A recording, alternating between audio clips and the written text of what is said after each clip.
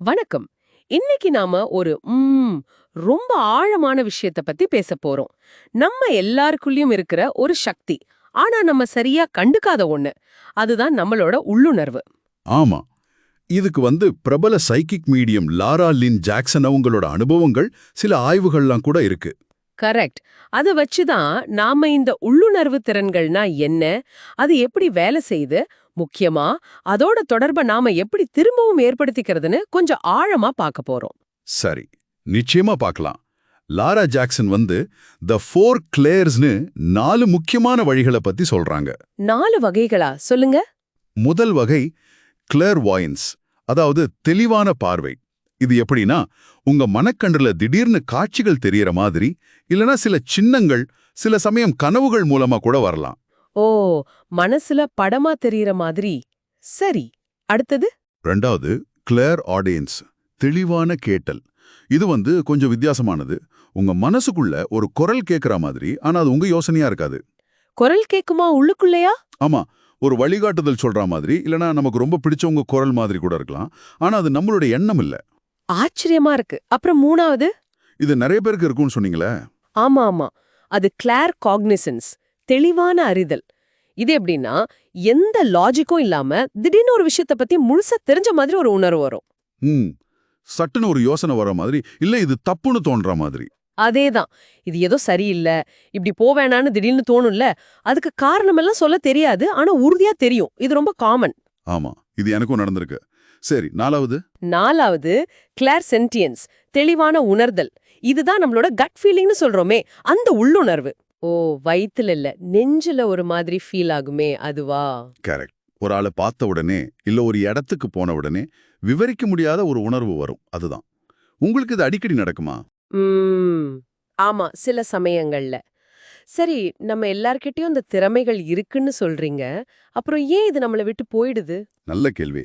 Laura Jackson என்ன நம்புறாங்கன்னா, நாம பொறக்கும் போதே இதோட தான் பொறக்கிறோம். ஆனா ஆனா, நாம வளர வளர, குறிப்பா ஸ்கூலுக்கு போக ஆரம்பிச்சதும், நம்ம கல்வி முறை பகுத்தறிவு, லாஜிக், மொழி, கணக்கு இதுக்கெல்லாம் ரொம்ப முக்கியத்துவம் கொடுக்குது. ஆமா, அது மூளையோட முன் பகுதி, ஃப்ரண்டல் லோப் சம்பந்தப்பட்டது இல்லையா? அதேதான்.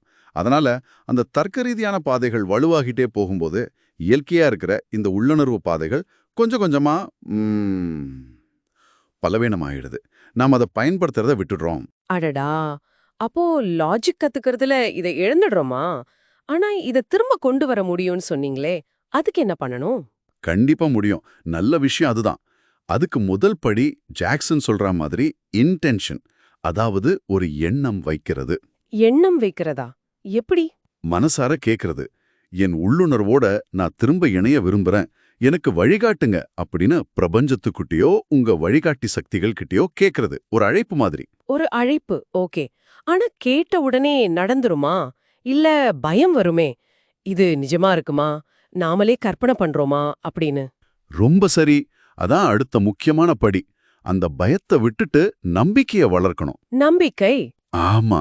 இது எப்படின்னா, ரொம்ப வருஷமா பேசாம இருந்த ஒரு க்ளோஸ் ஃப்ரெண்ட் கிட்ட திரும்ப பேசுற மாதிரி நினைச்சுக்கோங்க. முதல்ல கொஞ்சம் தயக்கமா இருக்கும். ஆனா அந்த பாசம், அந்த இணைப்பு அங்கேயே தான் இருக்கும். ஓ, அது உண்மைதான். உங்க உள்ளுணர்வு சொல்ற சின்ன சின்ன விஷயங்களை கூட நம்ப ஆரம்பிக்கணும். இன்னொன்னு, உண்மையான உள்ளுணர்வு வழிகாட்டுதல் எப்பவும் அமைதியா, உறுதியா, அன்பா இருக்கும். அது பயத்தையோ பதட்டத்தையும் தராது. இது ரொம்ப முக்கியம். பதட்டம் வேற, உள்ளுணர்வு வேற. அந்த வித்தியாசத்தை புரிஞ்சுக்கணும். கரெக்ட். அந்த பதட்டமான உணர்வு வேற, உள்ளுணர்வு அமைதியா இருக்கும். சரி. அப்போ இந்த உள்ளுணர்வு நம்மகிட்ட எப்படி பேசும்? அடையாளங்கள் பத்தி சொன்னீங்களே. ஆமா, அடையாளங்கள், அதாவது சைன்ஸ், அது ஒரு வழி. பிரபஞ்சமோ இல்ல நம்ம வழிகாட்டிகளோ நம்ம கவனத்தை ஈர்க்க முயற்சி பண்றது. எப்படி? என்ன மாதிரி அடையாளங்கள்? அது திரும்ப திரும்ப கண்ல படுற எண்களா இருக்கலாம். 111, 222 மாதிரி. இல்ல ரோட்ல கிடக்கிற ஒரு நாணயமா இருக்கலாம். நம்பரா? நாணயமா? ஆமா. இல்லனா திடீர்னு ஒரு குறிப்பிட்ட பட்டாம்பூச்சி, இல்ல ஒரு பறவை உங்கள தொடர்ந்து வர்ற மாதிரி இருக்கலாம். சுவாரஸ்யமா இருக்கே. நாமளே கூட நமக்கான அடையாளம் கேட்கலாமா?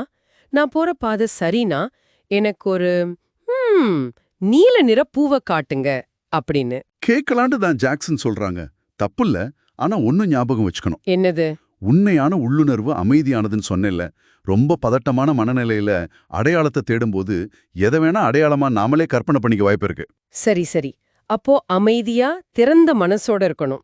ஆமா, அந்த அமைதியான உறுதியான உணர்வு அதுதான் உண்மையான வழிகாட்டுதல். ஆக மொத்தத்துல பார்த்தா இந்த உள்ளுணர்வுங்கிறது ஏதோ எதிர்காலத்தை சொல்ற மேஜிக் இல்ல.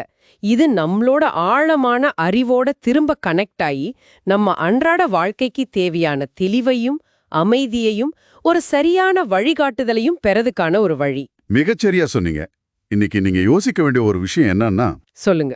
நீங்க தற்செயல்னு நினைச்ச ஒரு நிகழ்வு இல்ல ஏதோ தோணுச்சுன்னு ஒதுக்கி தள்ளின ஒரு சின்ன உள்ளுணர்வு, அது ஒருவேளை உங்க கூட பேச நடந்த ஒரு முயற்சியா இருக்குமோ? அந்த தொடர்பை திரும்ப புதுப்பிக்க, அந்த மெல்லிய குரலை கொஞ்சம் கவனிக்க இன்னைக்கு நீங்க என்ன ஒரு சின்ன ஸ்டெப் எடுக்கலாம் யோசிச்சு பாருங்க.